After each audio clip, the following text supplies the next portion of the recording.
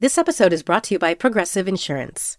Whether you love true crime or comedy, celebrity interviews or news, you call the shots on what's in your podcast queue. And guess what? Now you can call them on your auto insurance too with the Name Your Price tool from Progressive. It works just the way it sounds. You tell Progressive how much you want to pay for car insurance, and they'll show you coverage options that fit your budget. Get your quote today at Progressive.com to join the over 28 million drivers who trust Progressive.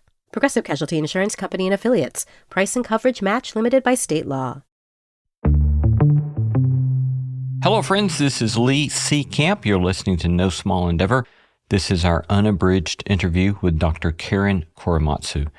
Karen is the daughter of Fred Korematsu, famed civil rights activist who, as a 23-year-old young man, Japanese-American, refused to be incarcerated when World War II broke out, with the consequences of the federal government imposing the arrest and internment of Japanese Americans around the country. Almost 120,000 put in internment camps around the country.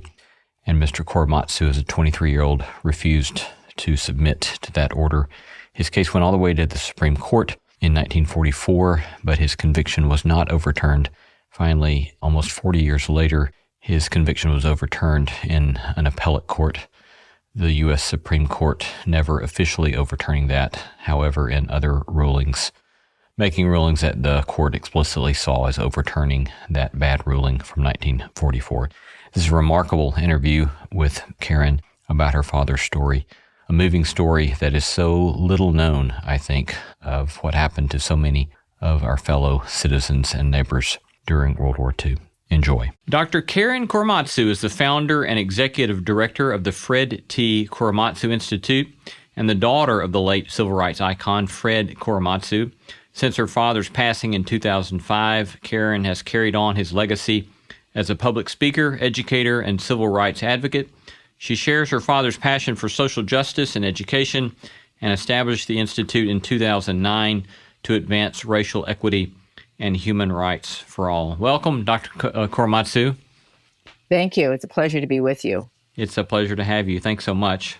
Your father, Fred Korematsu, became the plaintiff in a highly significant lawsuit, Korematsu versus the United States. And I must say it's only a lawsuit which I only very recently came to know, unfortunately, because it's obviously such a significant lawsuit. But would you tell us a little bit about his experience as a young man and how that led to bringing a case before the Supreme Court? Yes. Well, he was born in Oakland, California, so he was an American citizen and happened to be the son of Japanese immigrants. And he grew up just like any other American kid and loved sports and to be with his friends. And so, you know, when the bombing of Pearl Harbor occurred on December 7th, 1941, he thought, oh my gosh, you know, he was suspicious that maybe Japan might do something crazy because they were going into China at that time. They were invading China and other countries, right? And but then when the Executive Order 9066 was issued by President Franklin Roosevelt on February 19th, 1942, that would forcibly remove anyone of Japanese ancestry from the West Coast and put them in American concentration camps. And this was all done without due process of law. So Bill of Rights were, you know, totally denied. There was no access to an attorney, any charges, or any day in court. And my father learned about the Constitution in high school, so he thought, why should he have to go to a prison camp when he had done nothing wrong? And he was 23 years old at the time. And so, of course, he's old enough to make up his own, you know, mind. And even though this was an official executive order by the president, he thought he just wanted to live his life as an American citizen. So he refused to report and ended up in first of all, the government had these detention assembly prison centers up and down the West Coast. And then eventually they constructed 10 concentration camps across this country. from as far, from California to Arkansas. One of them actually that is being considered as a national historical site and National Park Service is in Amache, Colorado. Actually, we're having a hearing today with members of Congress to establish that, because that's the importance of education. But my father fought his case all the way to the Supreme Court, and on December 18th, 1944, he was still found guilty of disobeying the military orders. Back then in 42, it was called military necessity. Now we call it national security.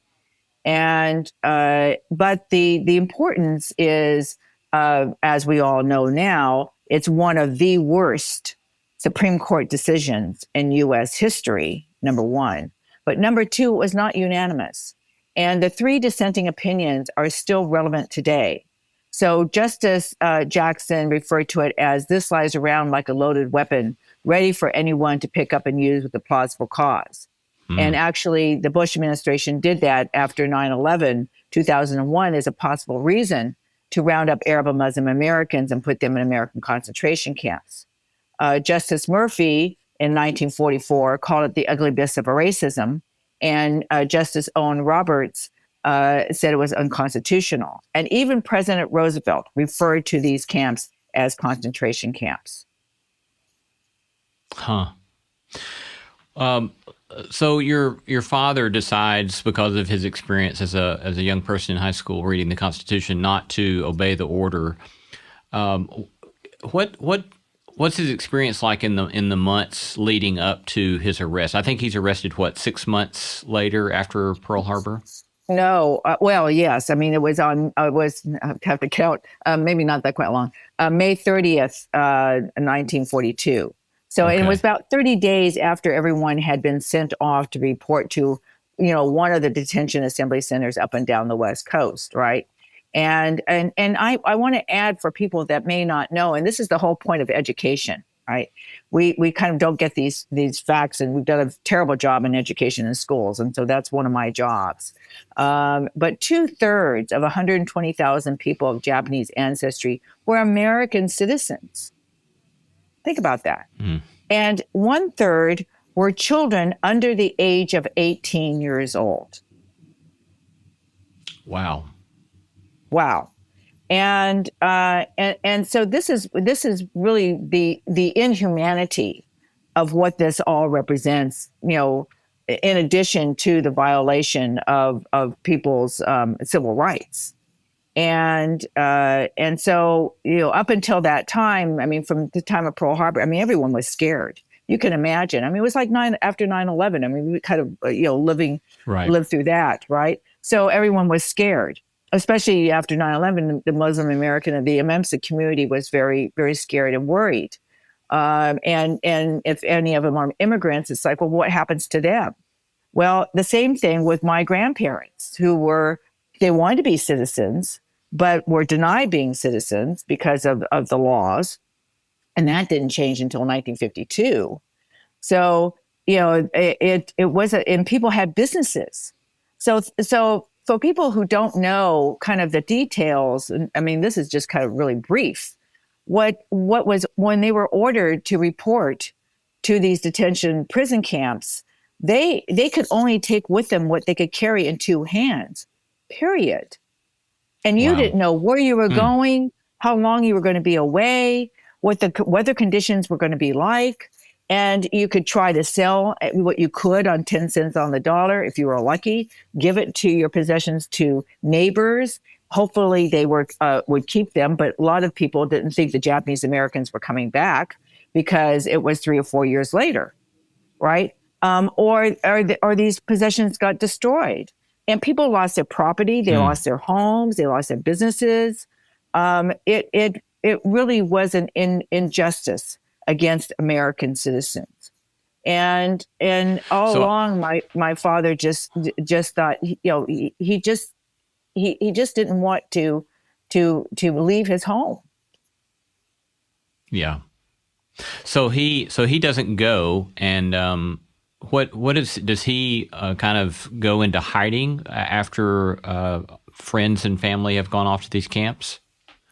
Well, I guess you could say that he changed his draft card to the Spanish Hawaiian name, which we're not too sure where. He doesn't even know where this name came from. It was called Clyde Sarah, and he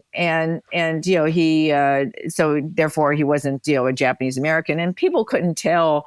I mean, people now can't tell the difference between Asian Americans, what their ethnicity is, whether they're Chinese or Vietnamese or Japanese or what their heritage is, right? So he kind of blended into that area of I think Chinatown in the Bay Area, and but he was arrested after somebody spotted him in San Leandro, and then he was arrested 30 days later. So it wasn't very long, but he felt that the government was wrong, and he was right as an American citizen to take a stand. It wasn't complicated to him. What were the camps like? You've described how little those who were incarcerated were allowed to take. Then what were the camps like once they were incarcerated? Well, thank you for asking, because this is another part of the story that people don't know about. The government and the military in their haste, especially along the West Coast. So you had the entire state of California, half of Washington to the west, half of Oregon to the west, and then a half of Arizona to the west. All those people that were in those zones, zone 1 and 2, they found horse stalls basically, or racetracks. So racing tracks up and down the West Coast. And all the government did was to whitewash horse stalls. And you had a dirt floor, a light bulb, an iron army cot, a blanket, and it still smelled like manure. There was dysentery in these detention prison centers. They had Tanforan in the Bay Area. They had Santa Anita, which a lot of people know in Southern California. If they couldn't find those standalones, then they went to fairgrounds where there was horse stalls.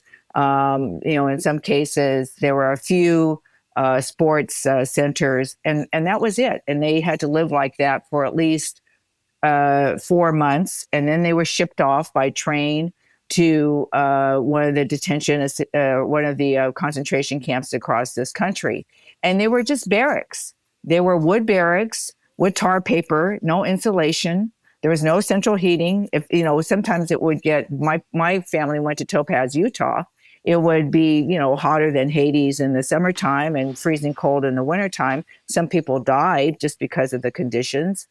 You might have a potbelly stove, and you might have 6 families in one barrack. And the way they define those areas by a rope across the width with a blanket, and people had to live like that for 3 or 4 years.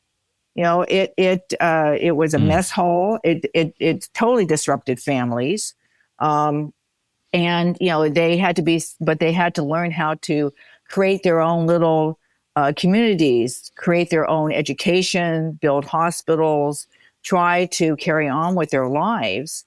And they even had baseball in the camps. I mean, you couldn't take a baseball bat with you, mind you, because that was considered to be a weapon. Yeah. For goodness sakes. So then they had to have friends send in kind of, these sports equipment or even educational materials or musical instruments. It's striking to me, you mentioned how just the backlash following Pearl Harbor engenders this sort of fear, but famous columnist Westbrook Pegler was in the Los Angeles Times said in one of his popular columns, "The Japanese in California should be under armed guard to the last man and woman right now, and to hell with habeas corpus until the danger is over." It's a remarkable, just kind of hard to grasp that someone could say that. How do you hear that, or what do you do with that sort of blunt lack of consideration for the humanity of other people? The first reaction is I just identify them as being ignorant. Prejudice is ignorance. And the only way that we can fight that, and our most powerful weapon is education. So this is the history of our systemic racism in this country, going back to as far as our indigenous American Indians, to the Chinese, to immigration, and the Chinese Exclusion Act of 1988, and Japanese American incarceration, even the killing of Vincent Chin, the murder of him in Detroit, Michigan, when during the auto wars, Detroit was not doing well with their cars, and they mistook a Chinese American to be Japanese, and they beat him to death. And they never even served one day in jail.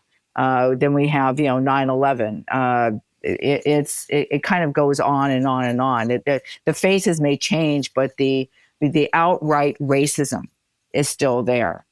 And so then I take those, when I hear those remarks, take that as opportunity, because that's what we're hearing now, isn't it? The anti-Asian hate and violence that's going on currently in this country.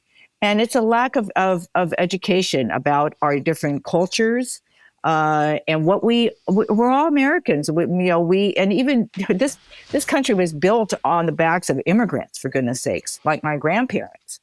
So all of a sudden, it's like immigration has become a dirty word, and we treat people because with this outright racism and disrespect, because we don't understand their cultures and the struggles that they've all had. You've mentioned now education perhaps 3 times, and as I was preparing for our conversation, and even my wife and I, my wife received quite a good private education as a high school student. I was raised in public schools in Alabama, she in private school in Tennessee, but both of us do not recollect having been taught anything about the Japanese internment camps during World War II, or very, very little about, if any, about Asian American racism. How do you account for that?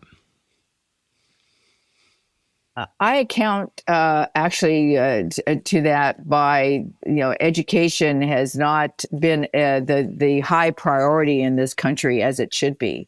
It's always at the bottom of the list as far as need and importance, right? So the obvious is, look at what we pay teachers in this country, across this country. We pay them a pittance, but we entrust them with our children to teach them. Now, also, if the curriculum is not there, like you said, you might have a sentence in a that a teacher talks about during maybe a history lesson, and that's kind of about it. So it's the lack of in-depth curriculum that needs to be pushed and offered across this country. The Korematsu Institute works on a national level. We work with all 50 states, with the National Council for Social Studies Teachers, which is the largest social studies teacher educator organization in the United States. Plus, I do work overseas even. But this is the what we're struggling now, is trying to get the dollars for education. And what I've also been involved with, especially in California right now, is ethnic studies. Ethnic studies is an important discipline to have not only high school, but elementary and middle school students learn. It's a way of learning about different cultures, about how the history of inhumanity has led us up to this road of racism now. And it's important to reflect our education as all the faces of America as we see them. And we haven't done a good job. The baby boomers did not do, a good job of making sure that this education curriculum was in the schools. And we still have a battle. And so now I'm working, we've been successful in California to establish an ethnic studies model curriculum. It's not perfect. It's a start. There's still lots to do. We hope to have a a high school graduating requirement to have high school students learn at least one semester of ethnic studies for graduation, and we need that across this country because it's a way of the reflecting the importance of our history in our civics, education, and engagement that we all obviously need to promote. This is the path, and of what does it mean to be an American in this country. That's what my father represents. We have Fred Korematsu Day of Civil Liberties in the Constitution on his birthday of January 30th in California, Hawaii, Virginia, Florida, New York City, and now I can say Arizona in perpetuity. It's not a holiday yet. We're working this on a national level, we hope, because he represents the Asian American and the MEMSA community, the marginalized. And that's what we need to reflect in this country. We have Martin Luther King Jr., Cesar Chavez, Rosa Parks. Where's the Asian American? And that tells our story. Yeah. We need to share our stories of our different cultures and our struggles and our families. A lot of people don't even know their own family stories of how they got to this country and the road that was taken to be here. So this is part of education, and the way we need to rethink education to, we keep using this description of thinking outside the box. Well, we need to think outside this small circle, because it's been very, very segregated, and now we need to broaden it. Yeah. I want to go back to your father and ask a few follow-up questions to some of the storytelling that you did. I'm always intrigued with any young person that exhibits remarkable courage. And I think the capacity to exercise civil disobedience is always a remarkable exhibition of courage. When you think about your father in light of that, what do you think were experiences or resources that helped him become a 23-year-old who had that kind of courage? You're correct that a few of the experiences that he had growing up helped to shape his decision to disobey the military orders. So, in fact, when he was in high school, he had gone to the town next to him for a haircut, and it was a Caucasian barber, and he refused to give my father a haircut. He said, "You get out of here. We don't cut hair of people, the hair of people of your kind, and I never want to see you again." So he even had the same experience when he went to a diner to have something to eat in the afternoon, and he was refused service. So, when you have those types of experiences, it helps to shape your decisions later on.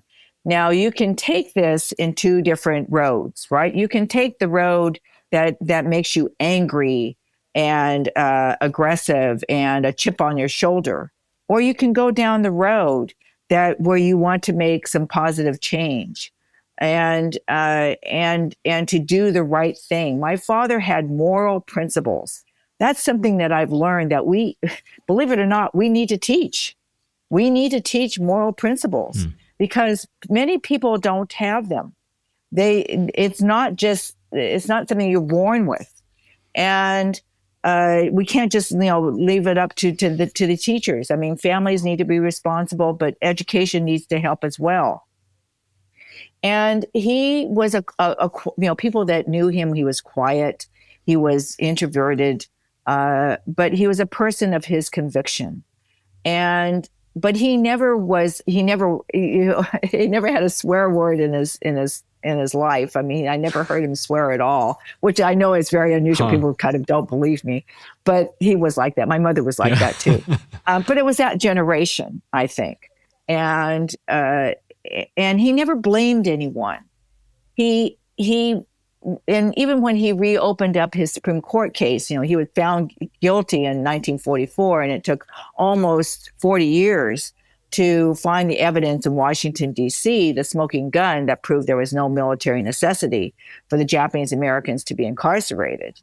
Um, he never blamed anyone. He wasn't angry. In fact, he said, and you're talking about kind of the atmosphere now, protest, but not with violence.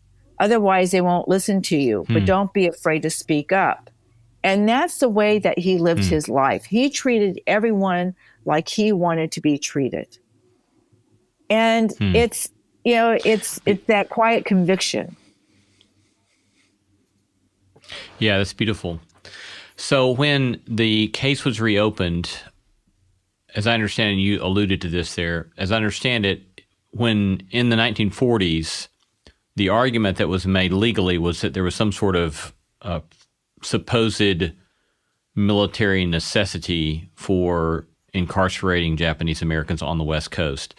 But then when the case is reopened, 40 years later, they actually discovered that there was no such evidence of any military necessity at all. Is that correct? That's correct. Actually, there was never any evidence of any spying or espionage up and down the West Coast, number one.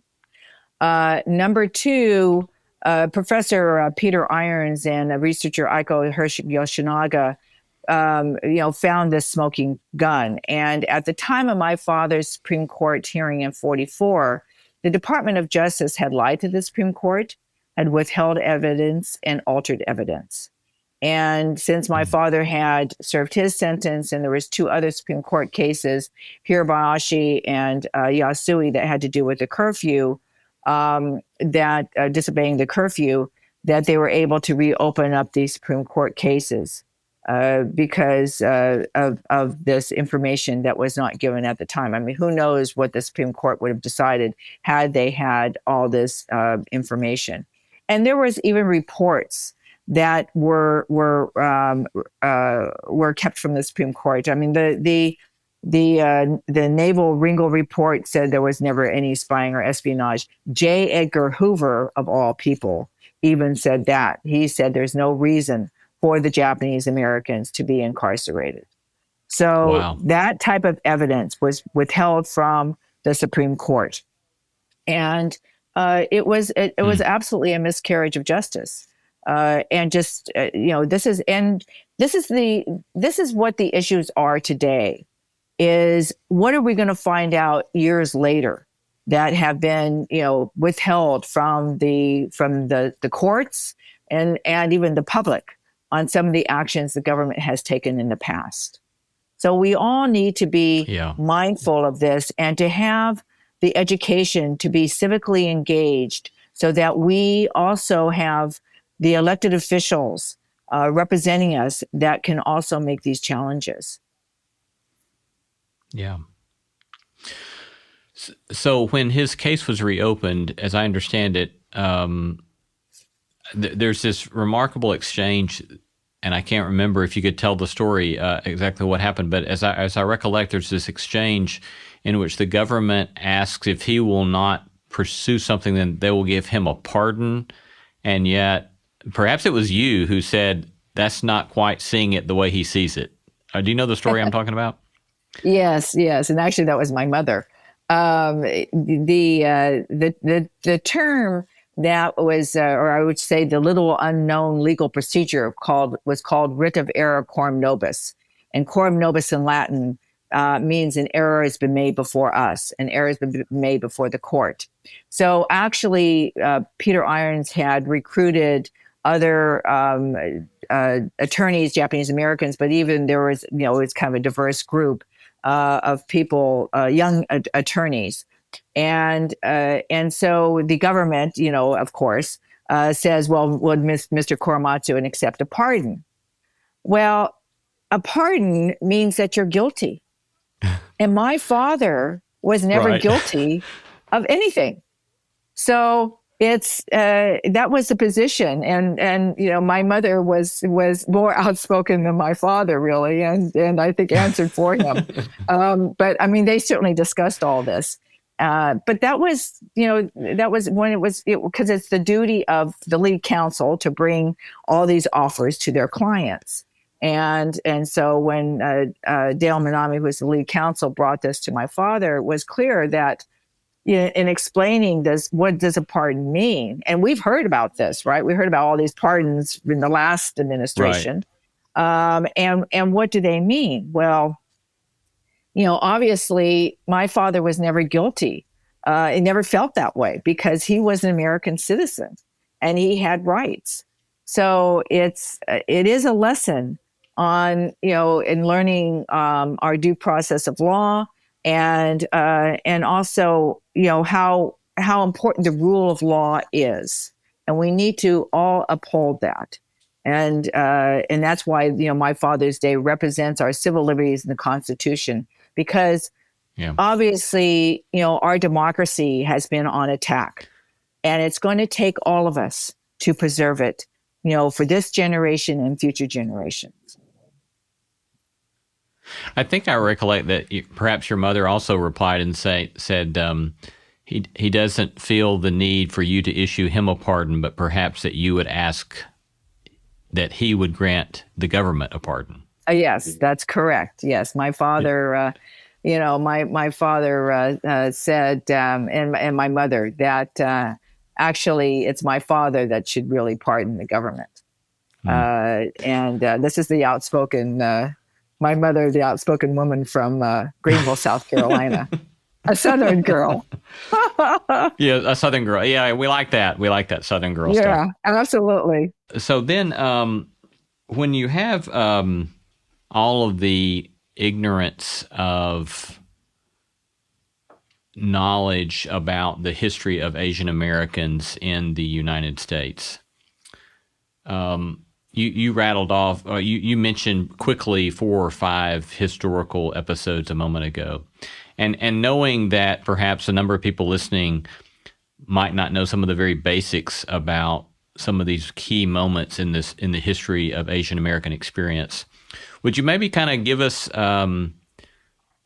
maybe 3 of those, and just maybe 4 or 5 sentences on each one of those, just to kind of help educate a little bit about some of the major legal or cultural incidents that have occurred in the last 150 years? Yes, especially for the Asian people, Asian Americans, and of course, we could even talk about the Africans that were kidnapped, what I say, from Africa and put into slavery. That's kind of another discount and disrespect of humans, right? And so actually in 1875, the Page Act was issued.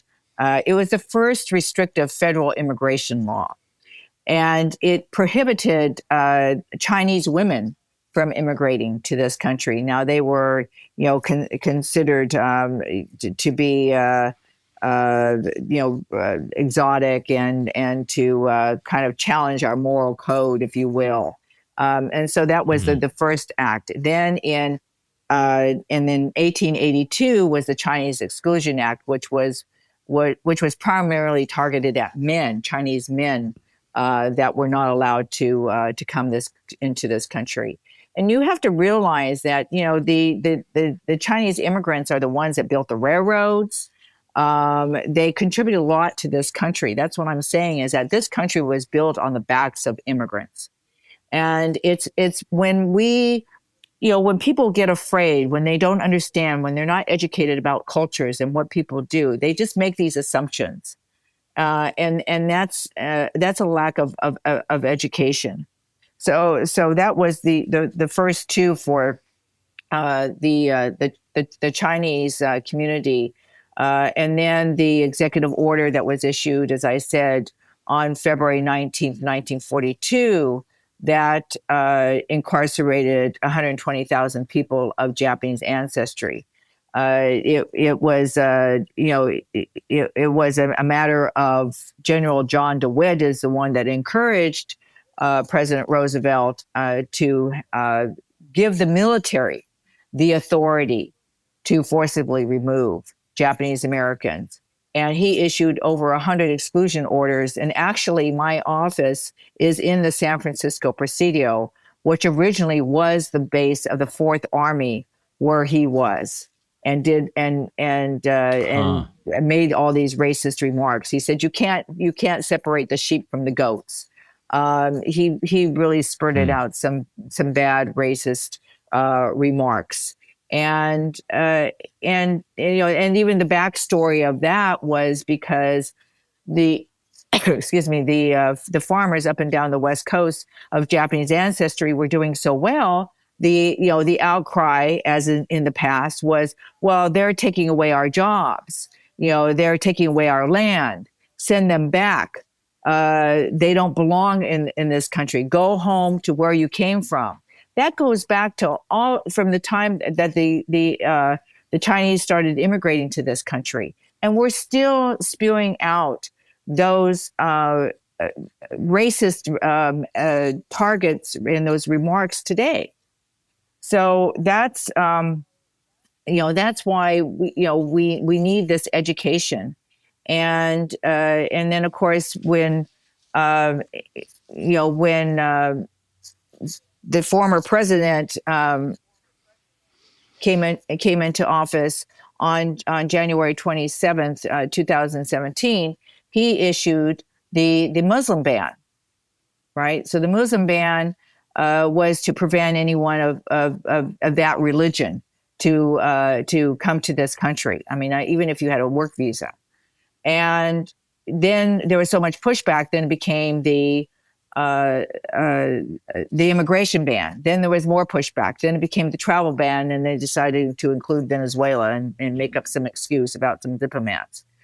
So this is kind of the outright racism that is targeted on immigrants in this country or different ethnicities, and even Muslim is a religion, so that's against our Constitution.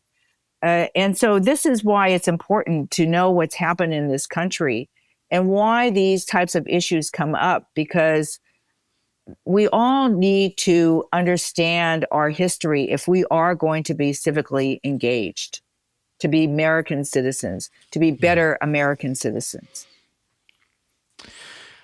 For our last question, I'd like to ask you to reflect upon something you said earlier about your father's experience, where he had this traumatic experience, and then he had a choice. He had a choice between one of two ways of how he was going to respond: the bitterness on the one hand, or seeking to make a difference in the world, proactive, positive difference in the world.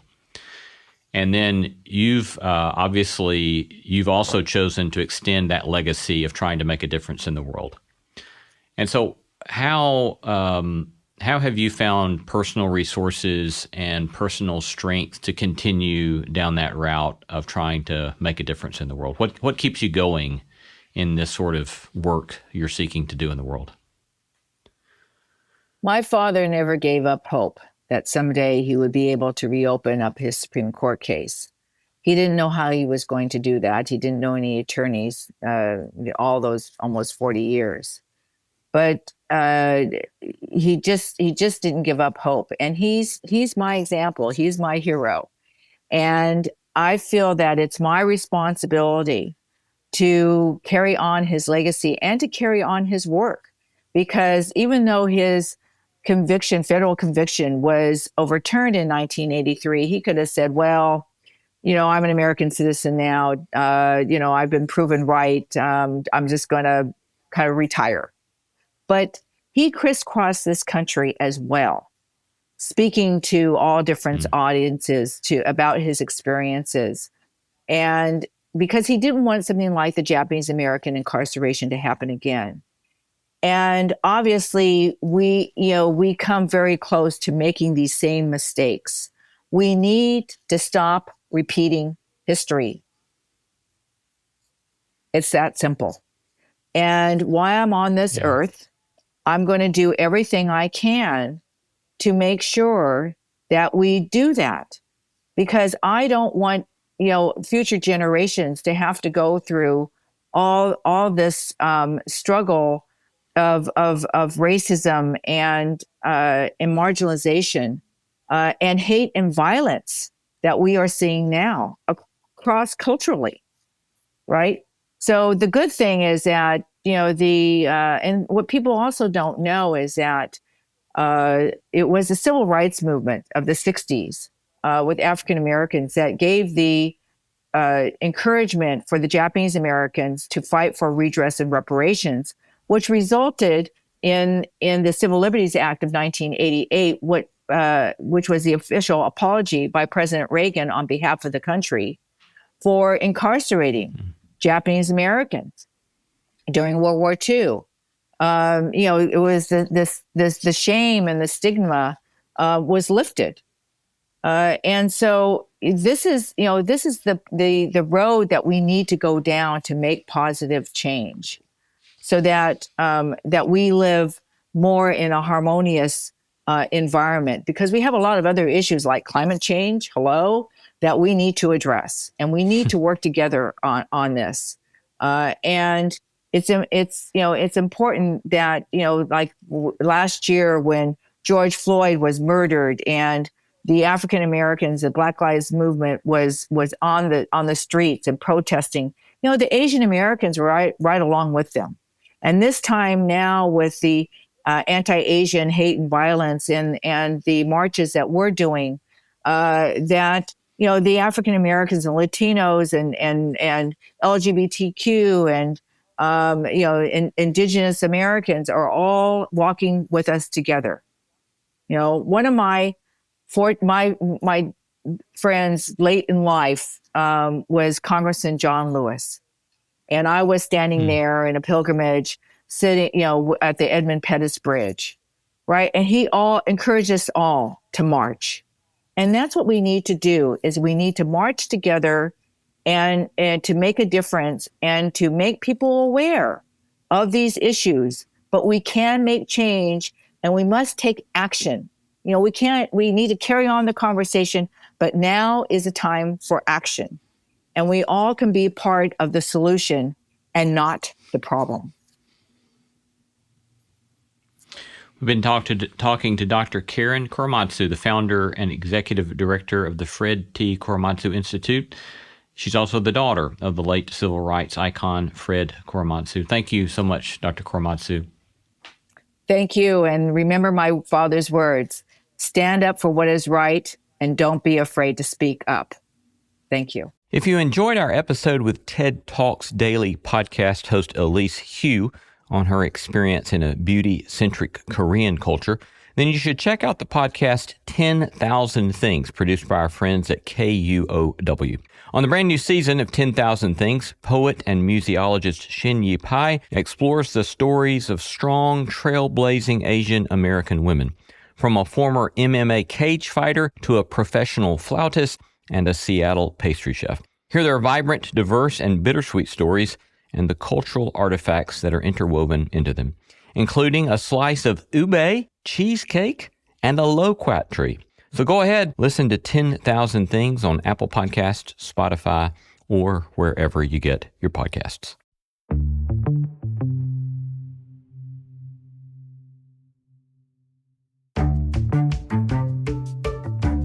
Our thanks to all the stellar team that makes this show possible, who do indeed do stellar work and great work to make all this possible. Christy Bragg, Jacob Lewis, Sophie Byard, Tom Anderson, Kate Hayes, Mary Evelyn Brown, Harriet Herman, Jason Sheasley, Ellis Osborne, and Tim Lauer. Thanks for listening, and let's keep exploring what it means to live a good life together. No Small Endeavor is a production of PRX, Tokens Media, LLC, and Great Feeling Studio.